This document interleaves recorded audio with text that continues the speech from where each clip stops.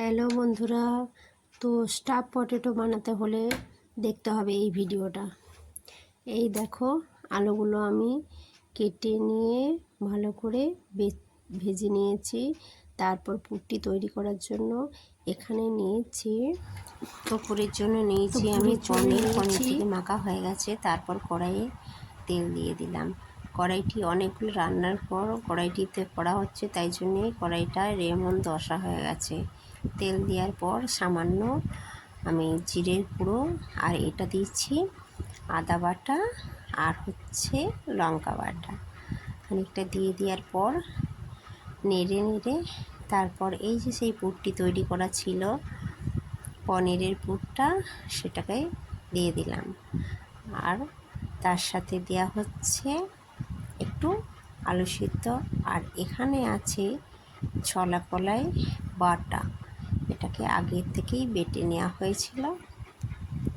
এখানে অনেকগুলি মশলা পড়বে, তারপর জিনিসটা তৈরি হবে। খেতে যেমন হবে সুস্বাদু, তেমনি দারুণ। কষ্ট আছে করাতে, তবে খেতে দারুণ হয়। এই যে পুরটি আমার তৈরি হচ্ছে। এখানে এই আদা বাটা আর লঙ্কা বাটা, আর এখানে আছে পোস্ত বাটা। এই যে পোস্ত বাটা এখানে। তারপর পুরটি তৈরি করার পর এই যে নেড়ে তারপর এই যে আলুগুলোর ভিতরে পুরটিকে আস্তে আস্তে করে ঢুকিয়ে দিতে হবে।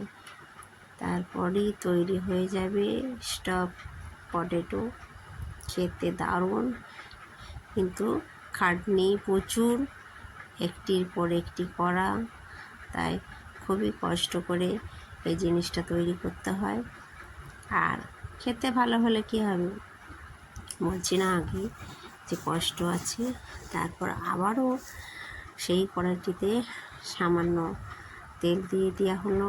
তারপর একটি শুকনো লঙ্কা 4 ভাগ করে দিয়ে দেওয়া হয়েছে। তারপর সামান্য জিরে গুঁড়ো, গোটা জিরে, এইগুলোকে একসাথে করে দিয়ে দেওয়া হলো। এই যে পুরটি তৈরি হবে, আবার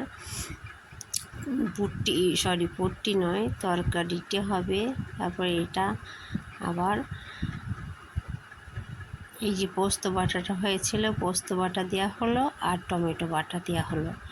তারপর এই তরকারিটিকে তৈরি করা হচ্ছে। এখানেও আবার খানিক মগজদানা বাটা আর সামান্য পরিমাণে নুন, হলুদ আর অল্প জল দিয়ে নেড়ে নেওয়া হচ্ছে। অনেক জিনিস দিয়েই তৈরি করতে হয় এটা, আর আস্তে আস্তে করে জলটি ঢালতে হবে, একবারেই জল দিয়ে দিলে হবে না।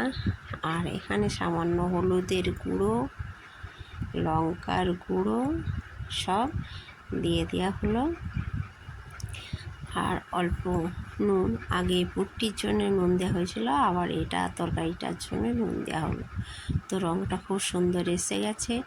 তারপর যে আলুগুলো পুরে ঢোকানো হয়েছিল, সেই আলুগুলোকে একের পর এক সেই তরকারির মধ্যে দিয়ে দেওয়া হলো। তো কেমন হয়েছে